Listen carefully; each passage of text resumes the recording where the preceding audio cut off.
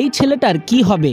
বিগত কয়েকদিন ধরে এই ছেলেকে যে পরিমাণ অপমান আর অভিশাপ দিয়েছে সারা দেশের মানুষ, সে তো তার মাকে এমন করেনি।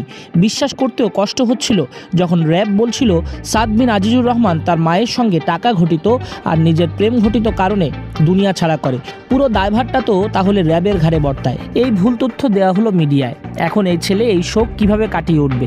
এইরকম পরিস্থিতি থেকে একজন কিশোর কিভাবে বেরোবে?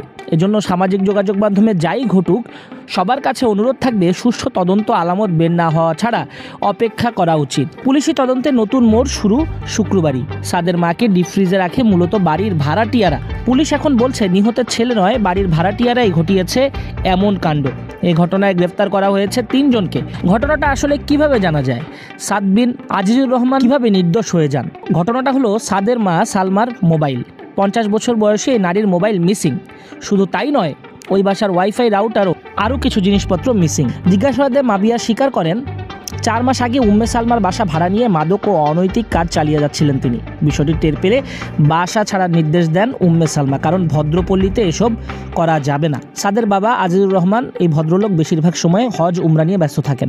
তিনি কাফেলা নিয়ে দেশের বাইরে সৌদিতে ব্যস্ত থাকেন বেশি। বাড়ি ভাড়ার পাওনা টাকা বারে বারে নেওয়ার জন্য চাপ দিচ্ছিলেন বাড়িওয়ালি সালমা। এতে বিভিন্ন ইস্যুতে ক্ষুব্ধ হন মাবিয়া। এর জেরে 2 সহযোগী সুমন চন্দ্র সরকার ও মুসলিমকে নিয়ে হত্যার পর মরদেহ ফ্রিজে রেখে বেরিয়ে যান তারা। পরে বাসায় আসেন সাদ বিন আজিজুর রহমান। ছেলে বুঝতে পেরে ফেসবুকে স্ট্যাটাস দেন, কিন্তু শেষ পর্যন্ত তাকেই আটক করে ফেলে আইন শৃঙ্খলা বাহিনী। পরে ভুল একটি বিবৃতি দেওয়া হয়। আসামিদের চাপ দিয়ে অনেক সময় আইন শৃঙ্খলা রক্ষাকারী বাহিনী এ ধরনের কথা বের করায়। পরবর্তীতে জানা যায় সাদ নয়, ভাড়াটিয়া মাবিয়া এই কাণ্ড ঘটিয়েছেন তার 2 সহযোগী নিয়ে।